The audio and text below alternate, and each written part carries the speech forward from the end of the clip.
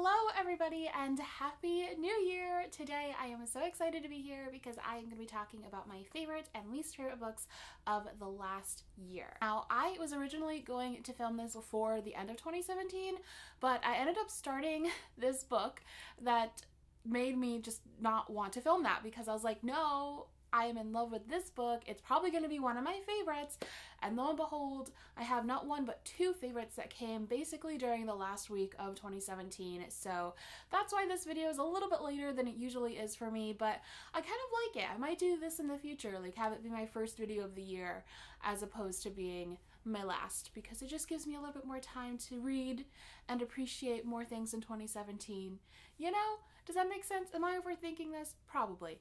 Anyways, let's jump into the books. Now, if you watch my channel, I bet you probably already know what my first book is going to be. Now, none of these are in any particular order, but this one has a special place in my heart. And it's not only one of my favorite books of this year, apparently, it's also one of Barack Obama's favorite books of the year because he recently posted a Facebook post about his favorite songs and books, and this was right at the top, and it is The Power by Naomi Alderman. The Power is a novel that very much so goes hand in hand with The Handmaid's Tale by Margaret Atwood. It is a futuristic speculative fiction work that looks at the idea of what if women were more physically powerful than men? What if that power dynamic was flipped?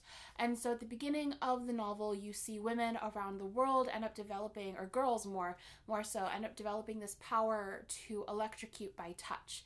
And slowly over the course of the book, you see that sort of gender dynamic flip and the world sort of become a matriarchy as opposed to a patriarchy, and you see the effects of that, and it's so fascinating and really, really well done. I would give major trigger warnings for this book for violence, especially sexual violence. One of the things that I really appreciated about this is that it pushed my feminism forward, which I think is very rare for a lot of books. Like usually when I read books that have sort of a feminist perspective or whatever, they tend to just sort of back up my beliefs already, or I find myself nodding along to them and agreeing with the books, but they don't really make me question anything or push me in any way, and this really did. And that's what I really appreciate about this book also. So I adore this. If you liked The Handmaid's Tale, I would really recommend this one. I am actually not the biggest fan of The Handmaid's Tale, but I still loved this. So even if you're not, I recommend it. But yeah, I love this book so much. The next book is one that I pretty much knew going into it was going to be one of my favorites of this year, and this author did not let me down, and this is Celeste Ng's new book, Little Fires Everywhere. Now, her first novel, Everything I Never Told You, was one of my favorite books the year that I read it, and still one of my favorite books of all time. I think it's one of the best sort of depictions of the American dream, and it's just so good. It's so good. I could talk about that novel forever. But this one is just, I don't know how, but it's even better in my opinion. I adore it. I adore both. For those of you who are not familiar, Little Fires Everywhere is a story about women. It's a story about women who live in this upper middle class neighborhood, and it looks at power dynamics, especially when it comes to income and also race. So in this book, you have primarily two families, the Richardsons and the Warrens. The Richardsons are this upper middle class white family, and Elena Richardson is the mother. And Elena is very much so that upper middle class liberal who thinks very highly of their generosity, but is maybe not as liberal as they think they are. And then you have Mia Warren, who is the single mother who comes into town with her daughter and is an artist and lives a very different life from Elena's. It's not structured. They roam from place to place. And the book itself begins with a fire, the Richardsons' house being burnt to the ground. And so similar to Everything I Never Told You, you start the book with this sort of catastrophe, and you read trying to figure out what led the characters to that moment. I absolutely loved that one. Highly recommend it. If you haven't picked it up yet, it's fantastic, and Celeste Ng can just do no wrong. This next book is one that I didn't realize I only just read it this year. For some reason, I feel like it's been in my life for so much longer, and that is Crazy Rich Asians by KWAN. Now, this book is thankfully becoming a film in, I think, 2018, and I am so hyped for it. Oh my goodness, I cannot wait for this movie to come into my life so I can watch it. So this book follows Rachel Chu and Nicholas Young, who are both professors, and Nicholas invites Rachel to come with him back to his family in Singapore to his best friend's wedding. Now, unbeknownst to Rachel, Nicholas is actually a descendant of one of the richest families in Singapore. And the story basically follows these different extravagantly, ridiculously rich, crazy rich, if you will, Asians who all live in Singapore. And it's so fascinating, so fun, hilarious. It was definitely a glimpse into a world that I will never know, but at the same time, weirdly relatable. So there's that. But yeah, I'm so excited for this film, and if you haven't read this one yet, I highly recommend it before the movie comes out this year. Then there's Down Among the Sticks and Bones by Seanan McGuire, and this one is just so good. If you have not read the Wayward Children series yet by Seanan McGuire, I highly, highly recommend it. If you're not familiar, it's basically a story that follows different children who have all been fallen into various portal realms. So for example, like Alice in Wonderland, Peter Pan, etc., except it doesn't follow those kids. Down Among the Sticks and Bones is the second novella in the series. I just adore the worlds and the writing and the diversity, and just everything about her series is just so fun and whimsical to jump into. This one particularly is this really fantastic fairy tale that basically warns against the dangers of gender roles, which I just thought was so brilliant, so good. Loved it. Cannot wait to read the third book in the series, which I have, and I really need to dive into soon. So yeah, definitely if you have not read this series, pick it up.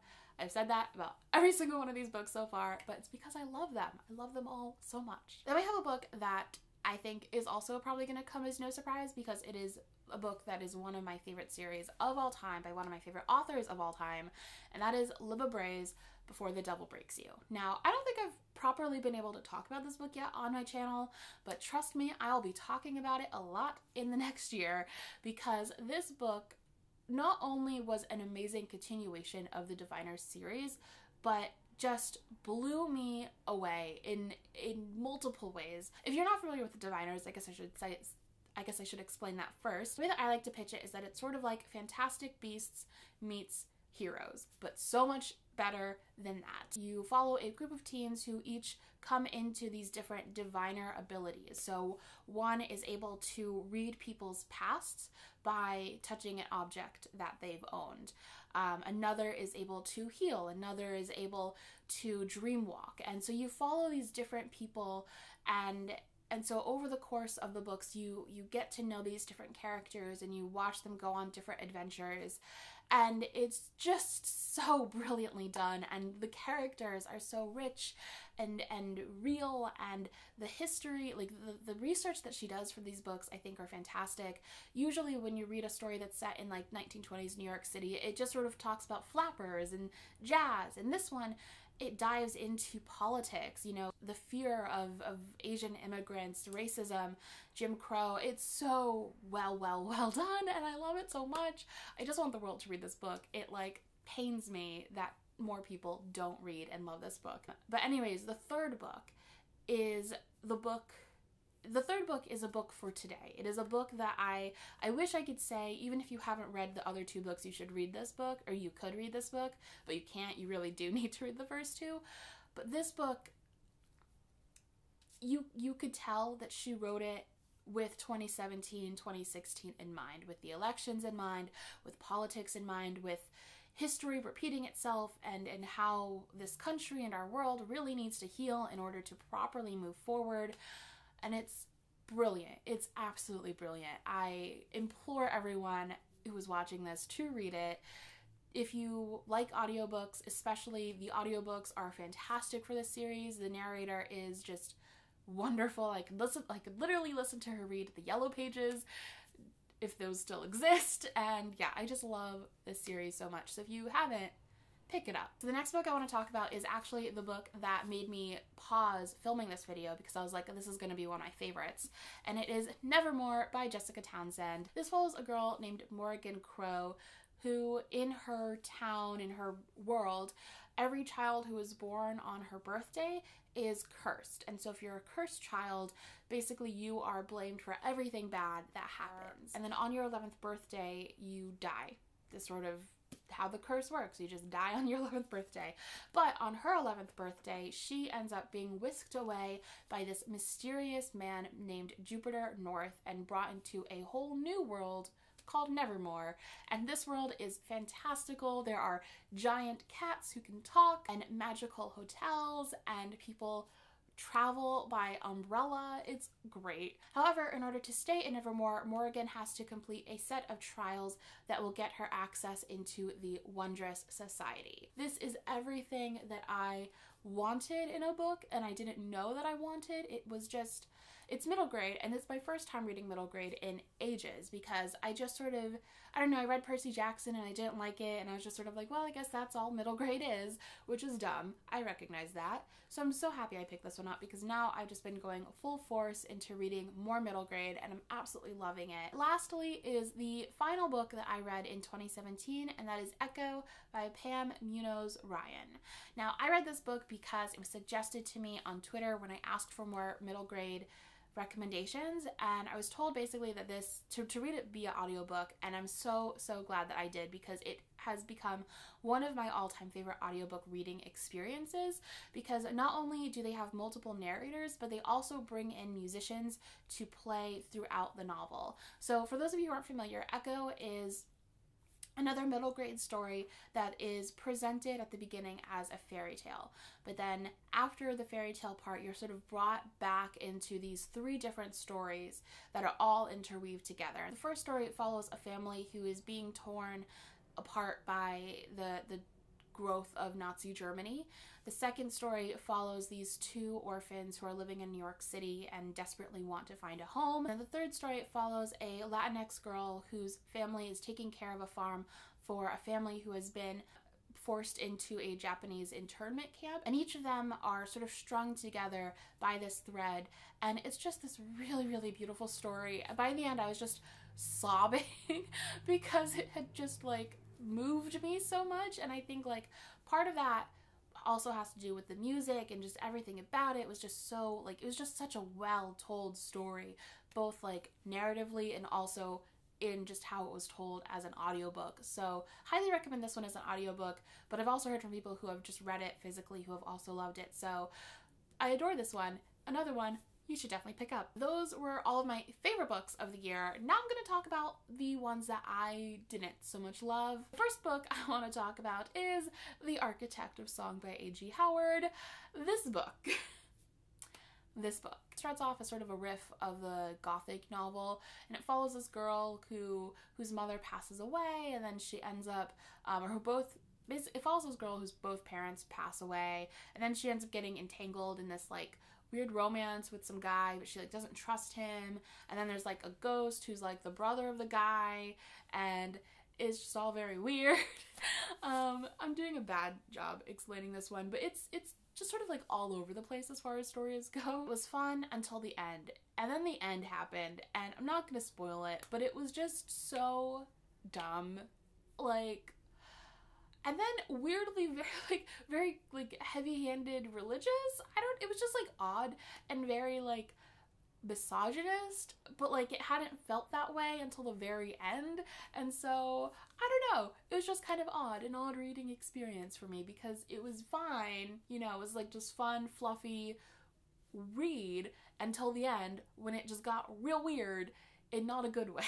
So not my favorite book. Then we have Fireworks by Katie Cotugno, which was just like a disappointment, like a true disappointment, because I had really high hopes because I had heard such good things about Katie Cotugno, and I have heard from other people who read this one that it's their least favorite of all of her works. It follows two girls who are in the 90s, and they go to Orlando to become pop stars, and part of it is that like I just had bad expectations for this book, because I thought it was going to be that you were going to watch them become pop stars, whereas this was sort of like the pre-fame part. But the other part of it is that I really just hated all the characters. Like I wanted it to be a story about their friendship, but there was this like weird forced romance that I just really didn't enjoy, and I kind of wish I'd been cut out altogether. And then I just hated the ending. It felt like a cop-out. Again, not going to spoil it, but I just didn't appreciate it. so not my favorite book by any means. Then we have Final Girls by Riley Sager. This is one that was like one of my most anticipated reads of last year, and it just disappointed me so hard. I just thought that like the characters felt really dry, and none of the plot twist, I didn't see the plot twist coming, which is good. This is a thriller novel that follows the main character, who is a final girl, and that's sort of playing off of the horror movie trope of the girls who live through some sort of horrific experience and survive, and they're the only one, so they're the final girl. And so in this novel there are like multiple of these girls, and they are known as the final girls. And so at the beginning of the story, one of them is killed, and then another shows up at the door of our main character, and it's sort of like this thriller to figure out what happened before, you know, another thing that's bad happens. Even though I didn't see the twist coming, something about it just felt cheap. It's really hard to talk about this one and not completely spoil it. I just sort of felt this one lacked a lot of depth, and yeah, I guess that's really my qualm with it, is that it just felt very shallow as a book, and I thought that the characters were also very shallow, and you know, were just sort of like caricatures, and it didn't really do much as far as actually exploring the idea of like the final girl, which I thought could have been interesting, but it didn't do that at all. I will also say that it kind of weirds me out that the author basically took on a pen name to sound more like a woman, because he felt that specific genre is too fueled by women. Not that he like identifies as a woman, but that he like wanted to like trick people into thinking that in order to like take away from women being successful in a genre, if that makes sense. I just really didn't appreciate that. So yeah, those were my favorite and least favorite books of 2017. I'd love to hear what your favorite books were of last year, because then maybe I can pick them up, and I'll talk to y'all next time. Bye!